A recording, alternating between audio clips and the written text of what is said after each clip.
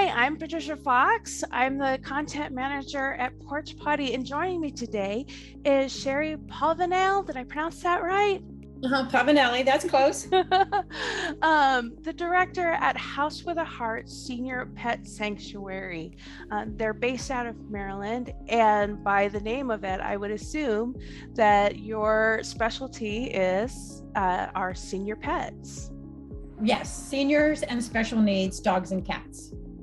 Great. Can you tell me a little bit about how did this come to be?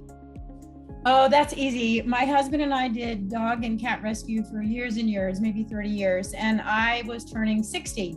And I was so bummed out that I was getting phone calls from people saying, I have a 15-year-old dog, I have a 16-year-old cat, I can't keep it anymore. Can you please take it? Because people told me that you rescue dogs and cats. And I started feeling really badly about the fact that these senior pets were losing their homes, or it might be a dog or cat that had special needs. So I told my husband, I'm 60, I want to stop trying to find adoptive homes and agonizing about is it the right home. I want to do something really selfish. I want to take in seniors and special needs that would stay with us and live with us until they pass away, and I'll never have to worry again like if the person's going to keep them. So that's the really selfish part. And I was like all ready to convince my husband that this was the thing to do. And I had it all planned out. And he was like, sure, let's go for it. So I didn't even have to convince him. We started in 2006. We set up as a nonprofit and we called it House with a Heart. And our motto is that love lives here. And my husband passed in 2008. But we're keeping on doing the rescue, and thanks to him and the fact that he provided for us so that we could keep it going. Great part is actually the key of all of this that makes you different than other. So because you're not a rehoming service. Right, exactly. When we started out in 2006, I think we were the only one that I knew of in our area. But now there are many senior and special needs sanctuaries across the country. And even in our area, we have Leash's End in Durwood and Senior Dog Sanctuary of Maryland in Severn, Maryland. So there are more and more sanctuaries. People have begun to see the need of a place for seniors. A lot of people are having to give up their senior dogs when they're going into a nursing home or somebody passes away and the family doesn't want to keep the pet. So there's lots of reasons why they're given up. As right now, the news is not painting a very pretty picture of what's going on with what they call the pandemic pets, the pets that were adopted during COVID. And then now as people are returning to life and returning to work and stuff, they don't know. And the dogs are, they're having separation anxiety and exhibiting exactly behaviors. Have you experienced any kind of a greater influx of questions and people looking? Yes, exactly. We've had a lot of contacts where people want to give up their pets and we try to help them, give them resources and whatnot. And one of the things we do is something called short-term care. So we will take care of a senior or special needs pet for someone who can't take their dog, say, to the kennel if they're going on vacation or they're going to be away from home. So we'll take care of them for them. And we found a lot of people that are coming to us have adopted a pet during the pandemic and the pet has never been away from them. Either the mom or their dad or somebody has been home during over a year. So we have had situations where the dogs have come to us and it's a little bit more difficult for them to settle, but because they're here in a home environment, it's a little bit easier than if they were to go to a kennel and be closed up. Right. I think that the dogs, I would imagine, really benefit from that kind of like loving, caring, like a home, as opposed to. Yeah, we don't have crates, we don't have kennels, we sort of family style. And do you ever have issues with dogs like needing to be separated? Does everybody pretty much get along? Yeah, so the house is really big and we have different areas. So the dogs that are a little bit more active where they're in an area called, we call it the sunroom. So they have like 5 pet doors that go out onto covered patio areas and a yard. So those guys that are a little bit more active, they're in that area. Then the ones who are blind, have trouble walking, they're in the doggy den area. And then in the playroom are dogs that we do have pens, very large pens that are set up. So a dog that just can't get along with other dogs, but wouldn't do well in a kennel, we'll put them there. And they go out like every 2 or 3 hours and we're constantly in and out. So they're always seeing somebody, they're always getting reinforcement. So it's just a little bit kinder, gentler situation. But yes, sometimes dogs don't, but everybody doesn't get along. And so we are able to kind of segregate them depending on their temperament. Oh, that's great. So walk me through, I know you said today was a kind of a crazy one. So walk me through a typical day at House with a Heart Pet Sanctuary. Oh my goodness. So like right about 6 o'clock, Chloe, who is a little teeny tiny dachshund, starts barking because she doesn't want to go potty and she wants to go outside. So I'm rushing downstairs to get her outside. So we have dogs that wear diapers, the girl and boy dogs, some of them who are incontinent. So it's, kind of a rush to get them outside, get their diapers off, get them changed. I start about 6 or 6:30, and by maybe about 10, I've finished with the feeding, the eye medications, getting everybody out, getting everybody back in. And it's pretty much on task all day until about 11 or 11:30 at night. And then you start, you're constantly taking them out. Somebody gets up and they need to go out or have their diaper changed. We're grooming them, we're cleaning their eyes. Right now, everybody's out for playtime, or I'd have a dog in my arms. So our one of our staff members, Emily, is here at 2 o'clock every day, and she gets everybody out if the weather is nice in the big grass yards and lets them run around. You can see them on our Facebook page where they're out in the yard playing. So today is I thought I heard somebody. Today is the groomer is here. So they're coming in to get another dog to take out. This is the professional groomer, and they give them their haircuts and the baths and all the fancy stuff. And then Emily does grooming, like brushing and baths and all that sort of stuff during the week. And the groomer comes every 5 weeks and does a professional grooming. So she's doing like 10 dogs. So it's pretty busy. Oh, wow. So it's like doggy spa day, kind of. Yes, exactly. Everybody gets pampered. Exactly. So what, on average, would you say, these services, how much does it cost to run House with a Heart Senior Pet Sanctuary? Oh my gosh, I couldn't tell you the exact number. Our treasurer could, but it's, for example, we had somebody go to the cardiologist. That's like $621. Ooh. So we've had 5 of them that had to go to the cardiologist because they're seniors. So they go to the cardiologist to get their exam and find out, do they need to be on heart medication, that sort of thing. So it's, the feeding them, the grooming is probably going to cost us about $600 today for everybody that would have to get groomed. So that's pretty good. Everybody gives us a discount. They can't do it for free, but they do give us a discount. Right. But we have 16 residents who are here, live here all the time. And then we have dogs in what we call forever foster, and we're financially responsible for them. So it's thousands and thousands of dollars. We couldn't do this if we didn't have folks helping us by donating.